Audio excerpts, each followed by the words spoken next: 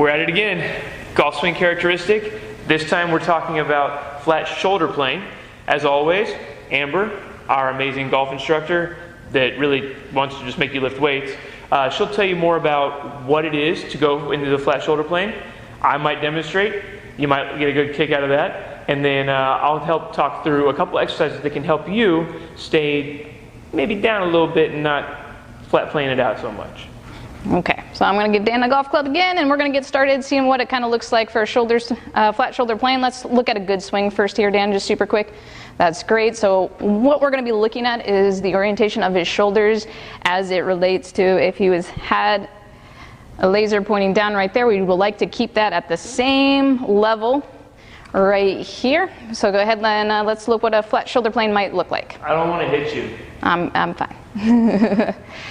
So it's similar in the sense of loss of posture, but specifically we're looking at what happens to that shoulder. You're bringing that arms up, you're coming out of that swing, you lose that good angle right here, and instead of just making a good rotational movement, you end up doing a little bit of an extension.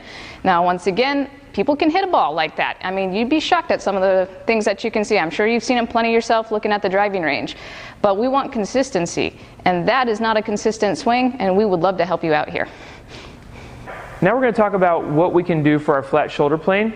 And to work on it, we're really going to focus a lot on core, but also with one exercise, the pull-off press, but on the other exercise, we're going to work on actually separation of upper and lower body. So for the pull-off press, I'm going to show you a couple ways of doing this.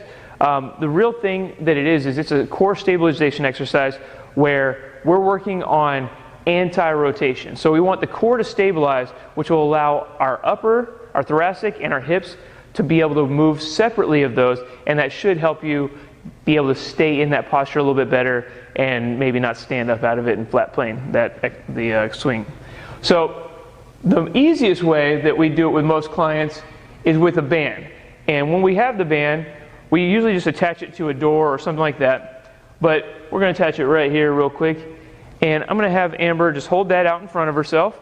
Let's have you, let's hold it right in front of our stomach, and let's have you actually kind of turn a little bit here. Use both hands, all right? She's actually going to get into her golf posture, and then all she's going to do is press the band away from her, feeling like she's pushing almost through her stomach, and this whole time the band's trying to pull back this way.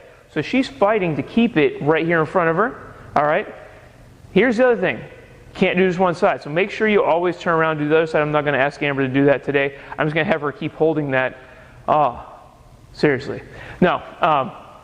So the band, it's the easiest way if you have a band.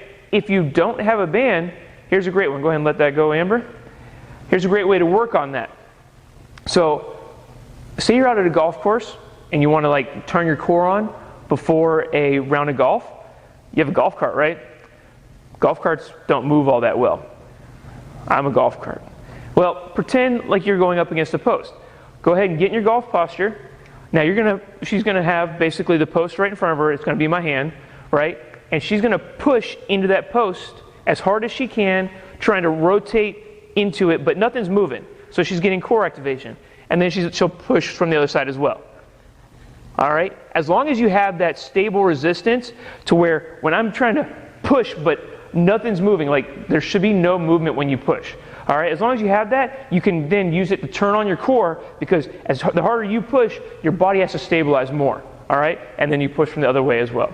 So that's the easy way that you can do it.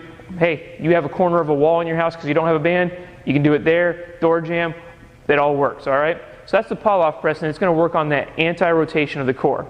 Because remember, this right here is supposed to stay stable. The hips move, the thoracic moves, core does not. Trying to protect that lumbar, right? All right, next is a stretch we like to call the sideline chest opener. So I'm going to have Amber go ahead and lay down on her side. If you could scoot back just a little bit, just so we're a little bit more in the camera there. Perfect. Now, the way we want to make sure that we do this, if you have a foam roller, it works, but I'm going to show you how you don't need any equipment. We're going to bring these knees both up, all right? She's going to take her bottom hand, which right now is her left hand, she's going to put it on top of her right knee. All right, she's going to take her right arm, she's going to put it out in front of her. She's going to take a deep breath in. We want to breathe into the nose. As she breathes out, she's going to take that right arm over the top, all the way back. Doesn't that look like it feels good? And then she's going to bring it back. And we're going to repeat that, 5, 6 times, whatever. Just breathe in, breathe out, letting your body rotate. By keeping the knees stacked here, we keep the hips stacked, and that allows a low back stretch. We're opening the chest. We're getting separation of the upper and lower body. Getting a lot of stuff done here. That's why it's one of our favorite stretches here as a sideline chest opener. So between the pull-off press and the sideline chest opener, you can get a lot done to help you work on that flat shoulder plane. Although I'll be honest with you, it might work for a lot of other stuff too. So I hope you enjoy those, and make sure you check back next week. We'll go over another golf swing characteristic. Thanks for stopping by.